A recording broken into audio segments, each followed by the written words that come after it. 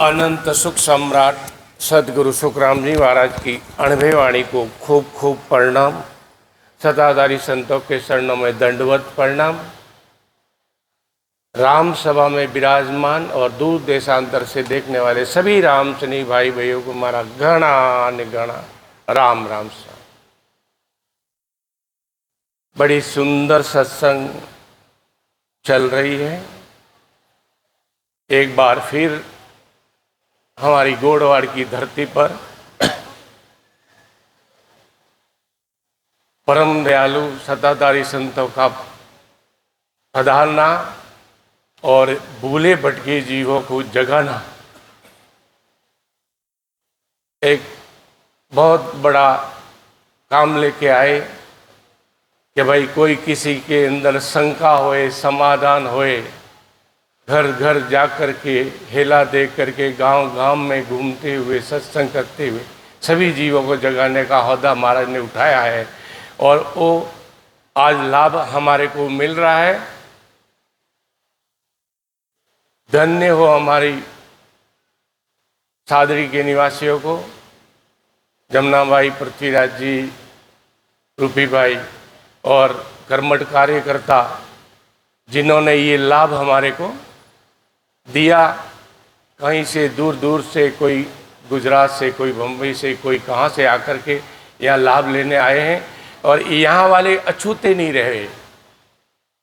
इसलिए परमात्मा ने ये मेहर करी है सादरी वालों के ऊपर खास तौर पे, तो इसका लाभ आपको लेना चाहिए।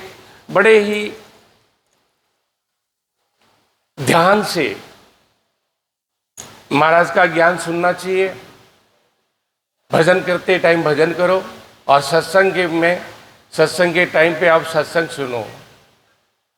ये ज्ञान गुरुदेव जी यहाँ मौजूद है। जो सत्संग, जो भजन सिमरन आपने किया है, जैसा आपका अनुभव है, वैसा ही इसके साथ में मिलान करोगे तब तुमको विश्वास आएगा, नहीं तो विश्वास नहीं आएगा कि भाई मैंने जो भजन किया ये मालूम नहीं क्या किया, महाराज ने कोई भुरकी चला दी है, कुछ ऐसा कर दिया। नहीं, जैसा महाराज के अंदर इधर अनुभव किया हुआ, सतगुरु सुखराम जी महाराज ने अनुभव करके जो ये वाणी जी महाराज में दर्शाया हुआ, हर सत्संग, हर अंग, हर प्रसंग, जो जो उनके अंदर अनुभव से दी हुई वाणी वैसी की वैसी पहले भी होती थी और आज भी हो रही है। इसका मिलान आपको करना है। पहले भी भोजन करते थे, भूख मिटती थी, आज भी मिटती है। पहले भी महाराज ने सत्संग करी, भजन किया, सिमरन किया और महाराज के देश में ये आनंद लिया और आज भी वैसा हो रहा है। तो ज्ञान से मिलन करना बहुत जरूरी है। क्योंकि अच्छा, कभी क्या होता है, कोई जैसे नए नए कोई संत आते तो उनको डायरेक्ट भजन सिमरन में नहीं बैठना चाहिए। पहले आप आओ, यहाँ पे ज्ञान सुनो, महाराज के ऊपर भरोसा करो, विश्वास पूरा रखो। नाम की प्रतीत, नाम के ऊपर पूरा भरोसा रखना। प्रतीत मतलब भरोसा रखना पड़ेगा। विनती करते हैं, नहीं कहते कि नाम की प्रतीत दीजो, नाम का प्रकाश कर जो। नाम सुखराम जी महाराज की सौगंध डाल करके कहते कि हे परमात्मा, मेरे को भी ऐसा होना।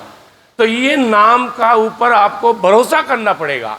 जो सत्संग की जागृति हो रही है उनकी ऊपर भरोसा करना पड़ेगा कि ये वाकई चीज कोई है। तो ये सब चीज ध्यान में रखते हुए और भेदी जनों से खास विनती कि सामने वाले को पूरा का पूरा अनुभव होने दीजिए, उसको आगे आगे न बढ़ावे। हर चीज का जैसे जैसे कमल खाली होता है, जैसे जैसे कमल नाम के भरता है, चलकेगा तो ऑटोमेटिक बार आगे बढ़ जाएगा। इन सब को ध्यान में रखते हुए यहाँ के नए पधारे हुए जितने भी हैं, तो महाराज के देश का आपको अनुभव कराते हुए हम बता रहे हैं कि अजर लोक में महाराज की क्या क्या सुख और क्या क्या सुविधा, और सतगुरु सुखराम जी महाराज ने यहाँ पे क्यों जन्म लिया, क्या काम किया, उनके क्या धर्म थे और क्या करने के लग गए, किस जाति से थे और क्या करने बैठ के क्यों किया, ये सब चीज़ अजर लोक ग्रंथ में आपको बताया जाएगा। राम अजर लोक सु में चल आया, विपर के घर जामा पाया। विपर की सब करूँ नहीं कोई, आविद जान लखे नर मोई। विपर की सब ही चिटकाया, राम नाम हृदय लिवलाया। देश देश का हंसा आवे, न्यारी भाषा के बैन सुनावे। कितनी सुंदर भाषा महाराज ने कहा है कि मेरी सता रूप से, महाराज की सता रूप से कहते हैं कि मैं अजर लोक से चला आया और ब्राह्मण के शरीर में प्रकट हुआ हूं। जन्म नहीं लिया, प्रकट हुआ हूं, ब्राह्मण के शरीर में प्रकट हुआ हूं। और ब्राह्मण का धंधा मैं करता नहीं हूं। मैं वेद पुराण या किसी की शादी करवानी या कोई कुंडली देखना या वो मैं काम नहीं करता हूं। इस विधि को जानने वाले मनुष्य ही मुझे पहचान सकते हैं कि मैं ब्राह्मण नहीं हूं, मैं कोई संत हूं, मैं कोई होदादारी हूं, मैं कोई चीज और हूं। वो भजन करने सिमरन करने वाले मनुष्य ही जान सकते हैं। अजर लोग कहो, अमर लोग कहो, सत लोग कहो, निज नाम धाम कहो, ये सब चीज एक ही पद के नाम है। तो महाराज साहब फरमाते हैं कि ब्राह्मणों के व्यवसाय को छोड़कर मैंने राम नाम को, भक्ति को मेरे हृदय में धारण करी है। और अलग अलग साधन से करने वाले यहाँ पे हंस आते हैं। देखिए आपने कल हमको शर्मा जी बता रहे थे, हम कहाँ से हैं, रहना उनको यूपी में, कर्मकांड मुंबई में, और आज आपको वो ये भाषा समझाते थे। महाराज साहब फरमाते हैं कि अलग अलग देश से आते हैं और अपनी अंदर जो अनुभव होता है वो बताते हैं कि मेरे साथ में ऐसा हुआ और मैंने ये चीज देखी। अपनी अलग अलग साधना की बातें करके अपने को सुनाते हैं कि मेरे साथ में मैंने इस तरह से सिमरन किया, मैंने ये किया, मेरे के हर आदमी की अलग अलग, लेकिन महाराज का ज्ञान वो ही बताएंगे जो ये महाराज के अंदर लिखा हुआ है। अलग अलग भाषा में सुनाते हुए भी ये चीज बताते हैं, ये महाराज का ज्ञान है। तो ये, और अपन यहां बैठे इंतजार करते हैं, ऐसा होता है क्या? अरे महाराज की सत्ता का आपको मैं पराक्रम बताता हूं। इतने दिन अपन महाराज के पास सत्संग सुनते थे, ज्ञान सुनते थे, तो अपने अंदर ये भाव प्रकट होते थे। आजकल टेलीफोन से भी कई जगहों के सत्संग जागृत हो गया, कई जगह मनुष्य जन्म का पता मिल गया, बातों करने से हो गई। आज की तारीख का महाराज का पराक्रम मैं आपको बताता हूं कि अगर हमारे सत्ताधारी संतों को एक बार जाके राम राम कह देवे और सामने से संतों ने आपको राम राम कह दिया, मनुष्य जन्म का पता मिल गया। सुखराम जी महाराज भिन्नो सतः स्वरूपी संतान भिन्न हो। कोई यज्ञ हवन पूजा पाठ कहीं करने की जरूरत नहीं है। संतों के शरण में एक बार आप राम राम कह दीजिए, आपको मनुष्य का पता देते हैं। इतनी बड़ी सत्ता महाराज की चल रही है, क्या बताऊं, किस भाषा में समझाऊं आपको। और लोग विचार करते हैं कि हमको वापस मनुष्य जन्म पाने के लिए कई यज्ञ करने का पड़ेगा, हवन करने पर। इतनी महाराज का ये पराक्रम चल रहा है और इसमें अभी अपन ढील कर रहे हैं, तो अब उसके ज़्यादा मैं आपको कुछ भी नहीं बता पाऊंगा। आप आनंद लीजिए अजर लोक ग्रंथ का। विपर के सब वेद ये चारी, तीन में बंदिया जुग संसारी। पंडित भूला और भुलाया, दिशा भूल में बालक आया। चार वेद ए त्रिगुणी माया, तीन में सबले जगत बंधाया। उपजे खपे पार नहीं पावे, संकट जून जन्मे जन्मावे। अब महाराज साहब फरमाते कि चारों वेद का ज्ञान करना और कराना ये सब काम ब्राह्मणों का है। वेदों के ज्ञान में सारा जगत लगा हुआ है। पंडित वाणी के आधार से भक्ति करते हैं और संसार से करवाते भी है, जिससे सुखों की प्राप्ति होती है, परंतु मोक्ष नहीं मिलता। यही दिशा भूल कर ये बालक का आना है।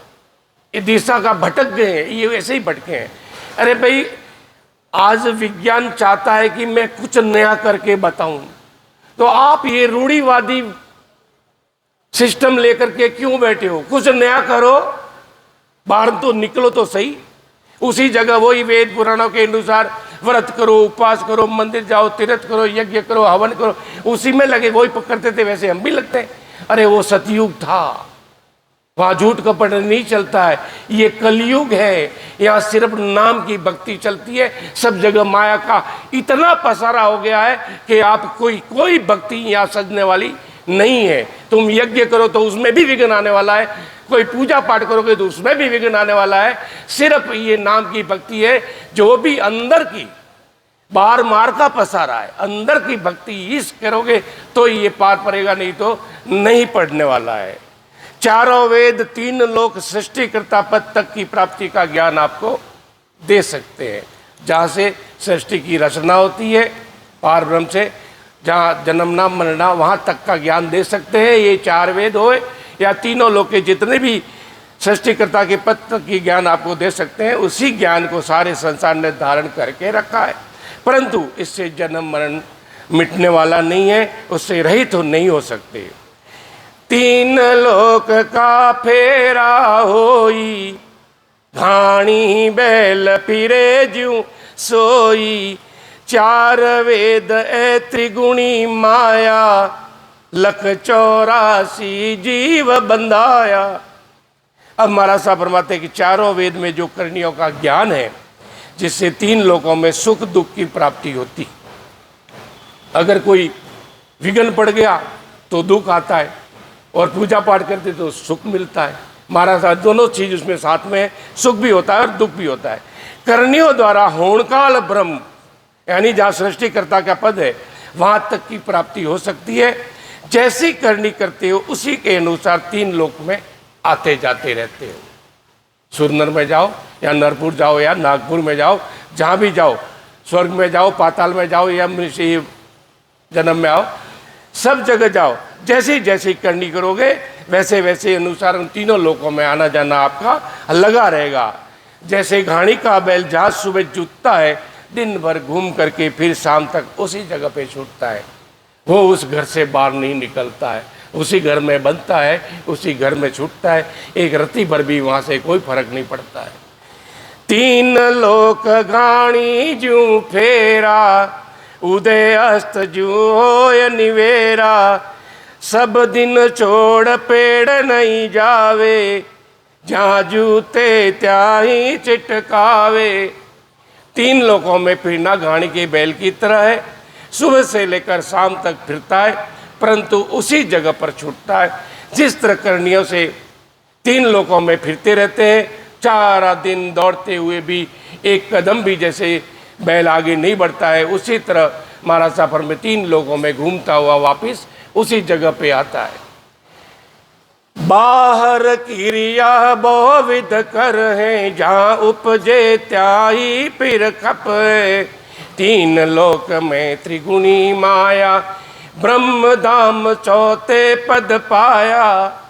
बाहर की क्रिया बहुत विधि से करते हैं, तीन लोकों में ही जन्मते मरते रहते हैं, और तीन लोकों में ही त्रिगुणी माया का पद है। ब्रह्म धाम चौथे पद में है, वो उनके नसीब में नहीं होता है। त्रिगुणी माया लेस नहीं आवे, ब्रह्म धाम कैसी विद जावे। पूर्व जाए पिछम छू जावे, दोए गेल मेला क्यों होवे। धर्म पून जिग कर एक है भारी, जन्म धरे भुगते संसारी। लोहा कंचन की बेड़ी कवावे, दोनों माय संकट बहु पावे। त्रिगुणी माया के ज्ञान से ब्रह्म प्राप्ति का ज्ञान नहीं मिलता है, तो ब्रह्म प्राप्ति कैसे होगी? पूर्व यानी शंखनाल की भक्ति करने वाले, शंखनाल की साधना करने वाले बंकनाल में कभी नहीं जाते हैं, और शंखनाल और बंकनाल का रास्ता अनादि से अलग है। जब से सृष्टि की रचना हुई है तब से ही ये रास्ता अलग है।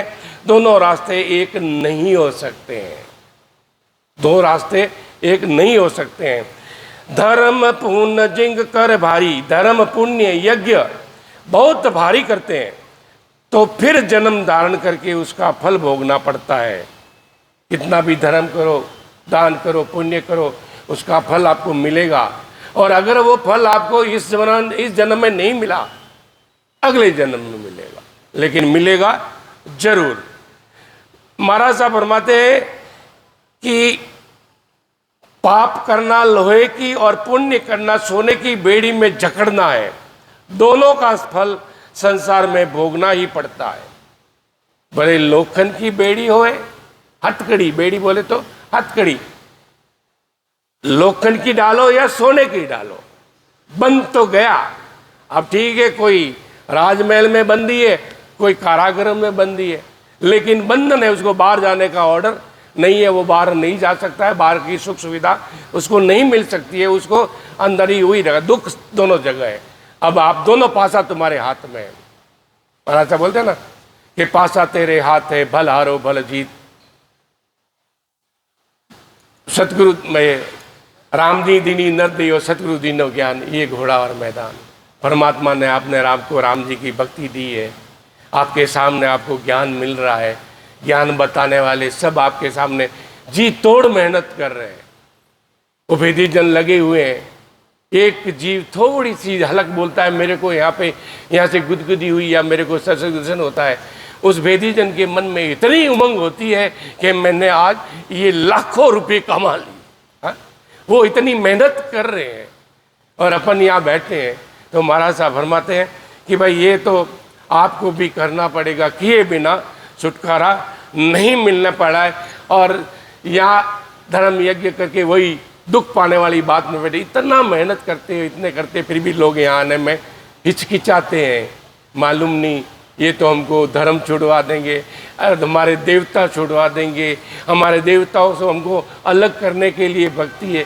अरे महाराज, तो देवताओं को मिलाते हैं। आपने कभी सपने में भी नहीं सोचा होगा, ऐसे साक्षात अंतर की दृष्टि से आपको यहाँ मिलवाते हैं और दिखाते हैं। कैसी भ्रमना लोगों में घुसी हुई है कि वो सब चीज जल्दी मान लेते हैं। और एक बात है भी, सत्संग के लिए पात्र भी तो सोने का चाहिए। शेरनी का दूध सोने के पात्र में ही टिक सकता है। अंदर कचरा भरा हुआ है, मिट्टी का बर्तन लेके घूम रहे हो या कोई भी पात्र के अंदर, उधर शेरनी का दूध टिकने वाला नहीं है। ये सत्संग के लिए आपको सारे भ्रम मिटाने पड़ेंगे। और इसीलिए ये सत्संग रखी है कि आपके अंदर के भ्रम सब मिट जाए। सारे भ्रम ना मिट जाएंगे, फिर ये पात्र सोने जैसा होगा, तब जाके ये सत्संग आपकी कंठकल पे आएंगे। और फिर देखो तुम्हारे अंदर सारे देवी देवता जिसको मिलना चाहते हो सब आपके सामने खड़े हो जाएंगे।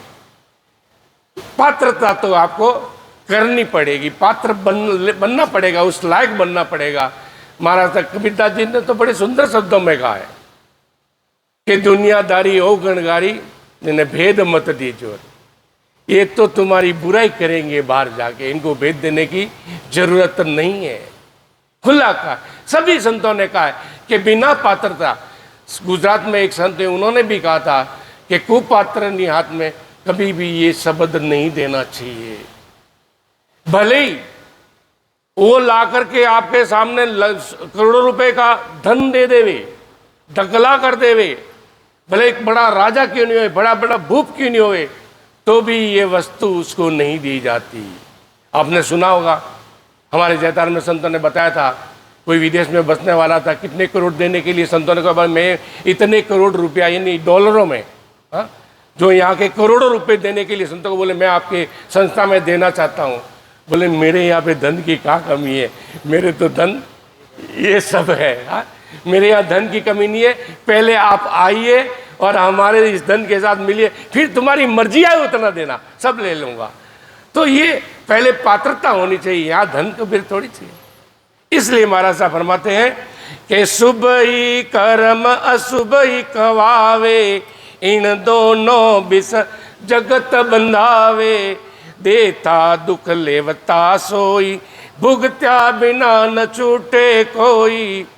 जगत में अच्छे काम करते हैं, शुभ कर्म करते हैं, और जगत में इस तरह के अशुभ कर्म भी करते हैं तो दोनों कर्म करते हैं। जीव दोनों के बीच में जगत में बनता है कि उसको पाप का भी भुगतान करना है और पुण्य का भी भुगतान करना है, चाहे लेवो चाहे देवो, दोनों में दुख भोगना ही पड़ेगा। मैंने इतना दाम, कैमरे वाले को बुलाते हैं, फोटो खिंचवाते हैं, मैं दानपति आए हैं इधर दान करते हैं, है? फिर और फोटो खिंचवाते हैं, तेरे भुगतान करने पड़ेगा वापिस। यहाँ सबके सामने तुम कुछ भी करो लेकिन फिर भुगतना पड़ेगा, आना पड़ेगा, उल्टा लटकना पड़ेगा गर्भवास में। अगर समय रहते आपके नहीं भुगतान हुआ तो वापिस आकर के गर्भवास में उल्टा लटक के दुख पा करके भी आपको भोगना पड़ेगा। इस प्रकार महाराज साहब चाहे लेवो चाहे देवो, भुगतिया बिना छूटे नहीं। इनकी आस जब लग माई तब लग धाम न पहुँचे जाई, से जा रहे माए दूरा नक चक सबे ब्रह्म का नूरा। करनी कर्म और फल की इच्छा की जब तक मन में रहती है तब तक परम पद की प्राप्ति नहीं हो सकती। भाई अपना मन ही इधर लगा हुआ नहीं है, आपका तो धन कमाने में, मेरा को काम करने में उधर लगा हुआ है, तो यहाँ की बात कहाँ से समझ में आएगी? नहीं आएगी। तो महाराज साहब फरमाते हैं जब तक परम पद की प्राप्ति नहीं होती है, नक चक रोम रोम में यानी इस पूरे शरीर में सर्वत्र ब्रह्म व्यापक है, तो भी उससे आप दूर रहोगे। सब चीज तुम्हारे अंदर मौजूद है लेकिन आपका ध्यान ही इधर नहीं है, कर्मीकरण में लगा हुआ है, तो आपको कुछ भी हासिल नहीं होना है, यही दूर रहना है। उस ब्रह्म पद की प्राप्ति के ज्ञान बिना ब्रह्म की प्राप्ति नहीं होती है। ब्रह्म बिना ही आन दिखावे, द्रव्य बिना नहीं गैण कवावे, ऐसो ज्ञान उपजे माई, बिना ब्रह्म कुछ दिसे नाई। जा देखूं ता ब्रह्म दिखावे, द्वितीया भाव मन नहीं लावे। ने चल हो ये ध्यान जब धारे, ब्रह्म देश में संत पधारे। जैसे सोने और हीरे के जेवरों की बराबरी कत्थिर के गहने यानी नकली गहने नहीं कर सकता है, वैसे ही ब्रह्म प्राप्ति के ज्ञान की बराबरी माया प्राप्ति वाला ज्ञान कभी नहीं कर सकता है। ब्रह्म ज्ञान जिसके अंदर होता है तो उसे ब्रह्म पद के सिवाय कुछ भी नहीं दिखता है। सर्वत्र ब्रह्म व्यापक देखें, मन में दूसरा भाव नहीं लावे, निश्चय होकर यानी निश्चय सतगुरु विधि से, निश्चय होकर के सतगुरु विधि से भजन करने पर ही ब्रह्म देश यानी परम पद की प्राप्ति होती है। और इधर उधर अगर ध्यान रहेगा, सब जगह सब चीज होते हुए भी अपना ध्यान परमात्मा में होना चाहिए। परमात्मा में आपके प्रारब्ध के अनुसार आपको धन दौलत दी है, आपके पुराने प्रारब्ध के हिसाब से आपकी सुख सुविधा दी है, तो उस सुख सुविधा को आप भोगिए, लेकिन उसके अंदर डूबने की जरूरत नहीं है। उसके अंदर डूबोगे तो डूब जाओगे। महाराज साहब फरमाते कि सर्वत्र ब्रह्म व्यापक है, मन में दूसरा भाव नहीं लावे, निश्चय होकर के भजन करे। महाराज के द्वारा जैसी विधि बताई है उसके अनुसार भजन करे तो महाराज के देश में परम के पद की प्राप्ति होते देर नहीं हो। ब्रह्म धाम में अजब तमाशा, भासे संत सुने कोई दासा। ब्रह्म ज्ञान बिन ज्ञान अधूरा, पुनियों बिना चंद ज्यों नूरा। ब्रह्म धाम यानी केवल पद में सत शब्द के अनुभव को अखंड आनंद आना ही अजब तमाशा है। जिन जिन संतों को उस पद की प्राप्ति हुई है उन्हें ही शोभा देता है। ये चीज उनको ही शोभा देती है जो दास उस पद की प्राप्ति को इच्छा रखते हैं, सुनते हैं यानी ज्ञान धारण करते हैं। ब्रह्म की प्राप्ति के बिना सब ज्ञान अधूरे हैं। जैसे पूनम के बिना चंद्रमा अधूरा है, वैसे ही ब्रह्म की प्राप्ति के बिना सारे ज्ञान अधूरे हैं। सब पर ज्ञान ज्ञान सो ओई, ब्रह्म ज्ञान सम ज्ञान न कोई। बाला नदी बहुत विद्यावे, संबंध पड़ावे नाव मिटावे। अब महाराज संसार का उदाहरण देके बता रहे हैं कि सब ज्ञानों से ऊंचा ज्ञान है वो ब्रह्म प्राप्ति का ज्ञान है, उसके बराबर कोई ज्ञान नहीं है। जैसे बरसात में जब बरसात होती है तो छोटे छोटे वाड़े समझ में आते हैं ना आपको, छोटी छोटी नदी यानी छोटे छोटे रास्ते बना करके वो अलग अलग नाम रहता है, ये वो नदी फलानी नदी, ये फलाना वाड़ा, ऐसा नाम देते हैं। तो महाराज साहब फरमाते हैं सबके अलग अलग नाम होते हैं, लेकिन जब वो सारी नदियाँ समुद्र में मिल जाती है तो फिर उसका नाम मिट जाता है। तो ब्रह्म ज्ञान है वो समुद्र के जैसा है, सारे ज्ञान है जब उस समुद्र के ज्ञान में मिल जाते हैं तो सारे ज्ञान मिट जाते हैं। तो महाराज साहब फरमाते हैं कि वो समुद्र में मिलने पे उसका ज्ञान सब नाम मिट जाता है और उनका कोई नाम नहीं रहता है। ऐसे ही माया प्राप्ति के ज्ञान नाम रूप वो सब नालों और नदियों के समान है, नालों और नदियों के समान है और उससे आवागमन नहीं मिटता है। ब्रह्म प्राप्ति का ज्ञान समुद्र की तरह है और उस पद में नाम रूप नहीं रहता है, जन्म मरण से रहित हो जाता है। चौथे पद मिलिया जन जाई, सब त्रिगुण को ले समिटाई। त्रिगुणी जायग गनगर किया, महासुन्न पर डेरा दिया। अब सतगुरुदेव महाराज फरमाते हैं कि सदगुरु विधि से साधन करके चौथे पद और केवल पद के मिलने के से त्रिगुण माया के शरीर से आत्म चेतन अलग हो गया। त्रिगुणी शरीर को छोड़कर सूरत ने गगन से होते हुए माँ शून्य में अपना निवास कर लिया है। मैं हरि जन हूँ ब्रह्म बिलासी, जग चेती में रहूं उदासी। हेला पाड़ कहूँ जग माई, ब्रह्म ज्ञान बिन मुक्ति नाई। मैं ब्रह्म की भक्ति करने वाला हरिजन हूँ। आज महाराज ने यहाँ पे सत्संग रखी है, संतों को, सभी स्त्री पुरुष और जगत के सभी जीवों को बताने के लिए रखी है कि मैं ब्रह्म की भक्ति करने वाला हरिजन हूँ। जगत की करनी और कर्म से अलग रहने की, जगत से मेरा उदास रहना है।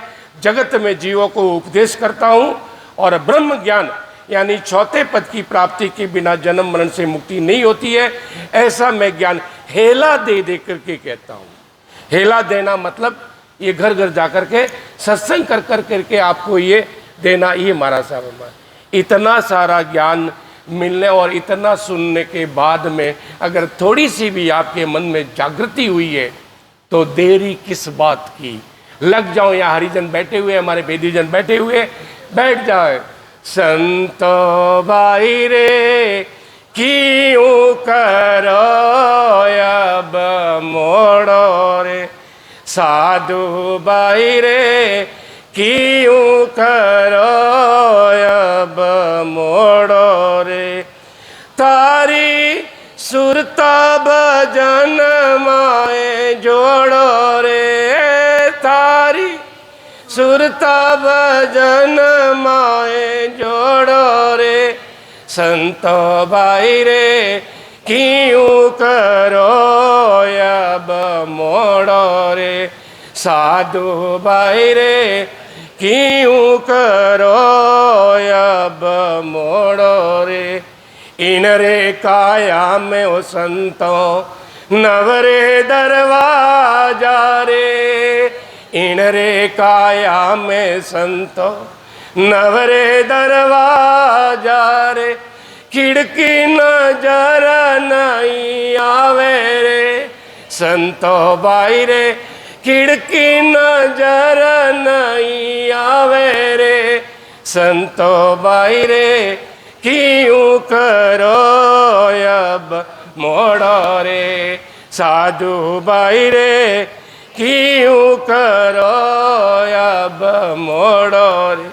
सतरे धर्म रियो संतो सीणी गड़ावो रे, सतरे संगत रियो संतो सीणी गड़ावो रे। ताकि भजन री लगावो रे ताकि भजन री लगावो रे संतो भाई रे क्यों करो अब मोड़ो रे साधु भाई रे क्यों करो अब मोरो रे 5 પછી 6 संतो मजूर लगावो रे 5 પછી 6 संतो मजूर लगावो रे बर्म की लानी परो तोड़ो रे बर्म की लानी पर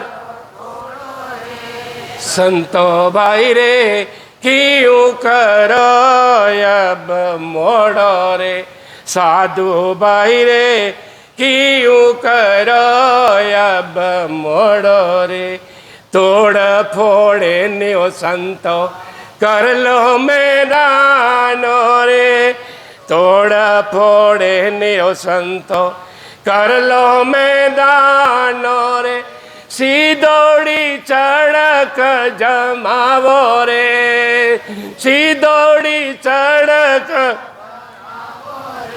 संतो भाई रे क्यों करो अब मोड़ो रे साधु भाई रे क्यों करो अब मोड़ो रे नाभ कमल में ओ संतो सड़क जमावो रे नाभ कमल में ओ संतो सड़क जमावो रे सीधोगी गण गढ़ जानो रे सीधोगी गण गढ़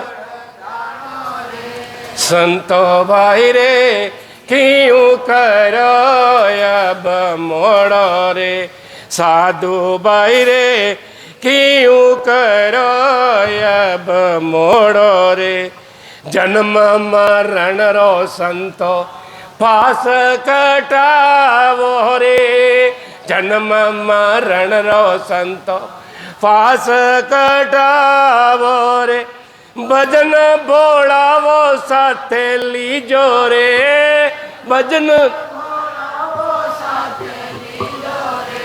संतो भाई रे क्यों करो अब मोड़ो रे साधु भाई रे क्यों करो अब मोड़ो रे अवन पवन रो संतो बगिया बनावो रे अवन पवन रियो संता बगिया बनावो रे सुरतारो कर लो नी घोड़ो रे सुरतारो कर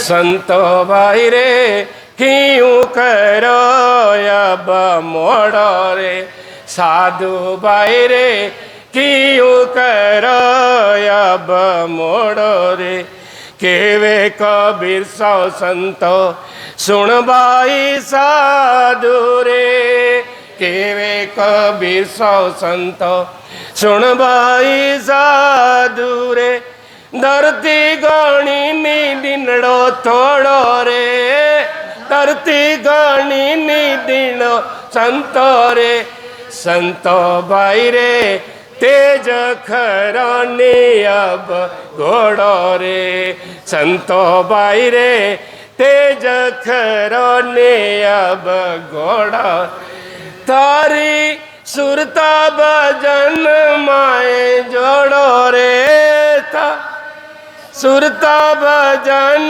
माए जोड़ो रे संतो भाई रे क्यों करो अब मोड़ो रे साधु भाई रे क्यों करो अब मोड़ो।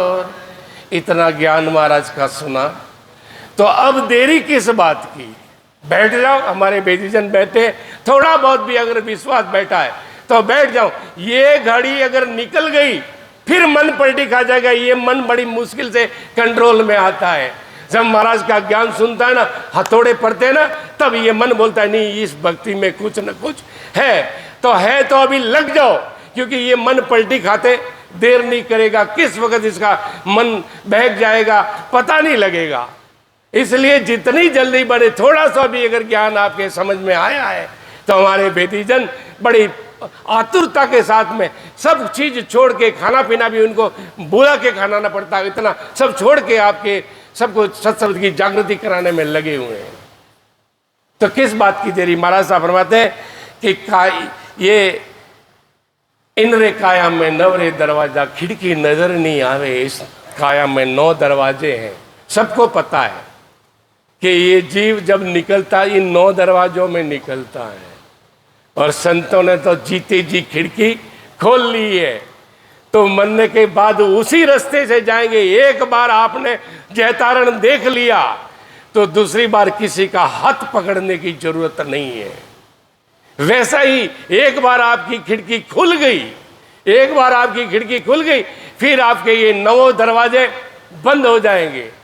क्यों? यहाँ सबके बाहर काल खड़े हैं, हर दरवाजे पे लोग कई अंदाज लगाते हैं, बोले आंखों से आंख फटी हुई निकल रही, इसका जीव आंख में से निकला, कोई कहते हैं इसके कान से निकला, कोई कहते हैं मुंह से निकला, ये सब। तो ये सारे काल के अंदर जाते हैं, और संतों का प्राण निकलता तो पता भी नहीं लगता है बाजू वाले को कि ये संत जा रहे हैं। उल्टा अगर बाजू में खड़ा है तो उनको दिखता है कि फरिश्ता आए और ये जीव को लेके जा रहे हैं, देरी मत करो, जो भी करना कर लो, उनके साथ सेवा करनी है, इतना है। तो महाराज साहब फरमाते हैं कि ये खिड़की नजर नहीं आती है, संतों के शरणों में आने पर ही ये खिड़की नजर आएगी और ये खिड़की खुलेगी।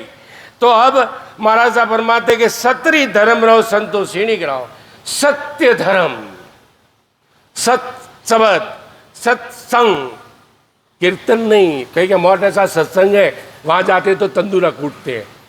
अब अनजान आदमी किसी गांव में चला जावे, पता नहीं उसको, तो अब जैसे हमारे यहाँ पे अपने जब सब जानते कि सत्संग मतलब महाराज के ज्ञान की सत्संग, और वहाँ कहीं ऐसे सुन के चले, चलो अपन ने देखा हुआ है, नए जीवों ने तो नहीं देखा ना, जिन्होंने कभी भजन कीर्तन देखा ही नहीं है, वो सत्संग समझ के वहाँ जाए, बोले ये क्या चीज़ है यार, मैं तो यहाँ सत्संग के लिए आया, तो यहाँ तो सब तंदूरे कूट रहे। तो महाराज साहब फरमाते हैं सत की संगत में जाओ और इस सत की संगत का अपना भजन बनाओ और इसकी सीढ़ी बनाओ और टाकी भजन की लगाओ। कितना भी काम करो, कितनी भी पूंजी जमा कर लो, कितना भी धर्म दान पुण्य सब कर लो, कोई साथ में नहीं आएगा। जितनी कर सको तो ये भजन की टाकी भरो, भजन को इकट्ठा करो, ये भजन तुम्हारे साथ चलेगा, बाकी कोई साथ चलने वाला नहीं है। 5-25 संतो मजूर लगाओ। 5 प्रकृति, ये 5 तत्व, 5 जो तुम्हारे विषय विकार है और 25 जो करनिया है, सबको अंदर लगा लो, सबको इसके अंदर लगा लो, इनको मजूर लगाओ। जैसे अपन मजूर लगाते हैं कोई काम करने के लिए, अपना विषय विकारों को इसके अंदर लगा लो कि भजन कर, तू भी भजन कर, चल कहाँ चलना है उधर चल, वहाँ सत्संग चल रही है वहाँ चलो, वहाँ राम से नहीं आए वहाँ चलो। कोई इस तरह से इस मन के अंदर ये जो करनियाँ हैं, उन करनियों को उसमें लगाओ।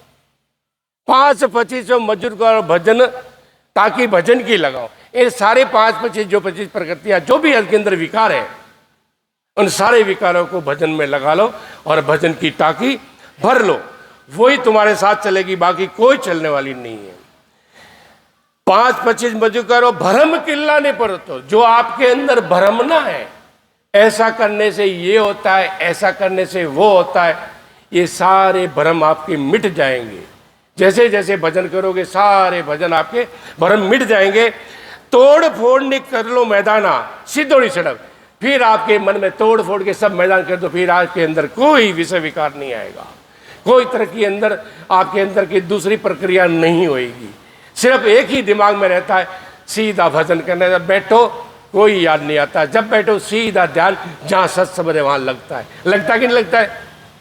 कोई दूसरा काम याद नहीं आता ना, जैसे ही भजन में बैठते हो वहाँ लगता ही लगता है। बस ये मैदान कर लिया आपने, और नए जीवों को भी विनती है कि आप भी वो मैदान कर लो, और फिर आपको कहीं इधर उधर भटकने की जरूरत नहीं पड़ेगी कि तोड़ फोड़ के कर लो मैदान, सीधी सड़क बना लो। नाभ कवल में संतो सड़को जमाओ। जो भजन की कमाई करनी है नाभि तक भजन सस ऊंचाच करके कर लो। ये सड़क इतनी बना दमादम चलते रहे। तो महाराज साहब फरमाते हैं कि नाभ कवल में संतो सड़को जमाओ, सीधो गिरनगढ़ जाना है। अपने को तो महाराज के देश में जाना है, बाकी कहीं नहीं जाना है। जन्म मरण रो फांस कटाओ। महाराज ने ज्ञान किया ये ही एक रास्ता है जिससे आपको जन्म मरण का फांस कट सकता है, दूसरा कोई रास्ता नहीं, दूसरा कोई रास्ता है ही नहीं है। जन्म मरण का अगर फांस कटाना है तो आपको सत शब्द की भक्ति ही करनी पड़ेगी, नए अंसर की जागृति ही करनी पड़ेगी। जैसे ही नए अंसर आपके कंठ कवल के प्रकट हुआ, आपके अंदर के सारे भ्रमना और सारे के विषय विकार एक एक करके सब भागने चालू हो जाते हैं, कोई नहीं रहता है। तो महाराज साहब फरमाते हैं कि अवन पवन रो संत बगिया बनाओ। अवन पवन मतलब सांस उसास, इस सांस उसास की बगी बना लो और सूरता का घोड़ा कर दो। सूरता कहाँ लगानी है उसको घोड़ा मतलब कहते हैं ना, ध्यान वहाँ लगाओ। ये अवन पवन से सांस उसास में आपको भजन करना है, लेकिन सूरता वहाँ लगानी है जहाँ आपका सत शब्द है। वो आगे आपको जाता रहेगा, जहाँ जैसे जैसे आप अवन पवन की बाकी चलते रहोगे, जैसे सांस उसास में भजन करते रहोगे, वैसे वैसे वो सूरता आगे आगे बढ़ती जाएगी। महाराज साहब फरमाते कि अवन पवन रो संतो बगिया बनाओ, सुरता रो कटलो गोवा। कबीरदास ने बड़ी सुंदरता से समझाया है कि धरती घनी ने दिनड़ो थोड़ो, ये उम्र जाते टाइम नहीं लगेगी, कब पता नहीं बाल सफ़ेद हो गए, चश्मा लग गई, चले भी गए, पता ही नहीं लगा, ये जाते टाइम नहीं लगेगा। ये धरती बहुत बड़ी है, काम करना बहुत है, लेकिन ये दिन अस्त होते टाइम नहीं लगेगा। दिन थोड़ा है, आपके पास में समय कम है, तो तेज खरो न घोड़ो। अभी क्यों भगाओ इसको, जितना बने उतना भजन, ज़्यादा से ज़्यादा भजन करो। सारे संसार के काम करते हुए भी अपना ध्यान भजन में रहना चाहिए, तब जाके अपना ये काम और अपनी ये जितना भी सूरता है अपना पूरा भजन में लगाओ। ये महाराज कबीरदास जी ने बड़ी सुंदरता से समझा है। इसी प्रकार महाराज साहब फरमाते हैं कि यहाँ आए हो तो कुछ लेके जाना। कई पहुँचे हुए संत हैं जो महाराज के देश में, उनसे अरदास करते हैं।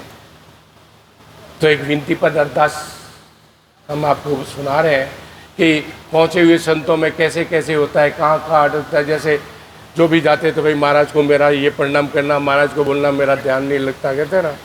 हाँ, इसी प्रकार संत है वो अरदास करता है, बड़े ही प्रेम के साथ में।